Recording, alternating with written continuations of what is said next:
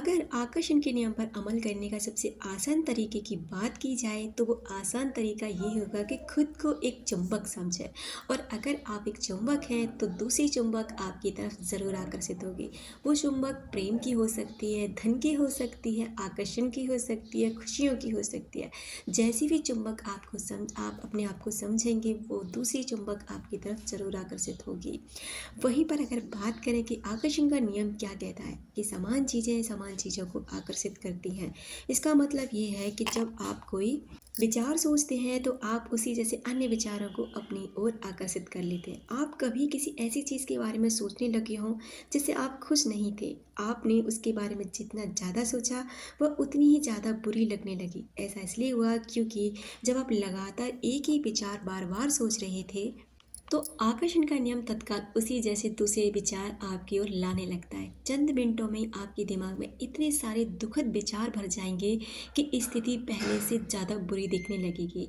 आप इस बारे में जितना ज़्यादा सोचेंगे उतने ही ज़्यादा परेशान होने लग जाएंगे।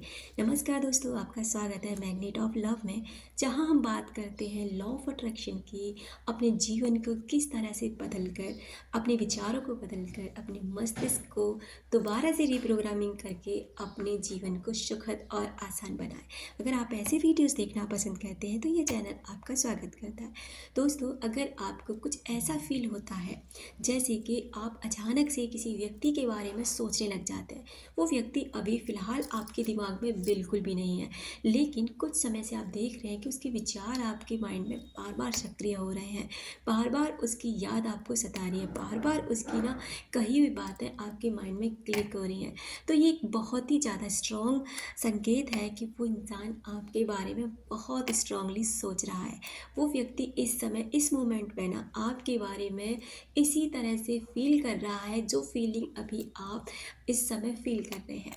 दूसरा, अगर आप सुबह उठते हैं, सुबह उठते ही सबसे पहले जिस भी व्यक्ति का आपको ख्याल आता है और बहुत ही ज़्यादा गहराई के साथ, क्योंकि सुबह सुबह जब हम जगते हैं तो हमारा जो मस्तिष्क होता है वो पूरी तरह से शांत होता है। उस शांत में जिसकी भी याद आपको सबसे ज़्यादा आए, समझ लो वो इंसान आपको रात में याद कर रहा था, क्योंकि ये मैसेज आपके मस्तिष्क ने रिसीव करा और सुबह आँख खुलते आपको प्रेषित कर दिया। तो अगर आपके साथ भी कुछ ऐसा हो रहा है तो वो इंसान आपको बहुत याद कर रहा है। तीसरा ये होता है कि अगर आपको कुछ दिनों से किसी का हालचाल लेने के बारे में बहुत ज़्यादा इंटरनली स्ट्रॉन्ग फीलिंग आ रही है कि आप ये चाहते हैं कि उस व्यक्ति के बारे में कैसे भी कहीं से भी कोई जानकारी मिली, कैसा है, कहाँ है, क्या कर रहा है, उसकी ज़िंदगी में क्या चल रहा है, ये अचानक से होता है तो आप समझ जाइए कि वो व्यक्ति आपको याद कर रहा है। आप जानते हैं कि आज की दुनिया में इतने ज़्यादा एरोगेंट्स लोग रहते हैं, इगोइस्टिक लोग रहते हैं कि इतनी खूबसूरत और प्यारे रिश्तों को भी वो बर्बाद कर लेते हैं केवल और केवल अपने कुछ घमंड की वजह से।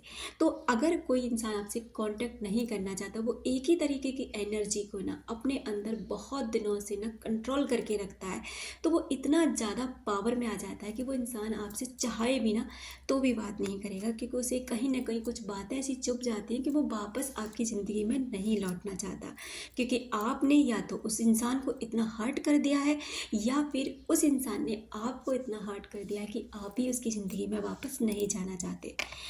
लेकिन अगर आप ही लगातार उस व्यक्ति को सोच रहे हैं, लगातार उसके बारे में बैठ जाते हैं, घंटों उसके बारे में सोचते रहते हैं, तो डियर ये चीज़ें आपकी ज़िंदगी को केवल बर्बाद कर रही है, क्योंकि इसके आपका मस्तिष्क केवल उसी विचारों को लेकर आता रहेगा। क्योंकि आप जाहिर सी बात है बैठकर रोकर तड़प कर किसी इंसान की अच्छाई के बारे में तो नहीं सोच रहे, नेगेटिव ही सोच रहे हैं, धोखा दिया, चीटिंग करी, मुझे परेशान किया, तड़पता हुआ छोड़ गया, ये किया वो किया, तो आप ऐसे ही विचारों को अपनी तरफ आकर्षित कर रहे हैं।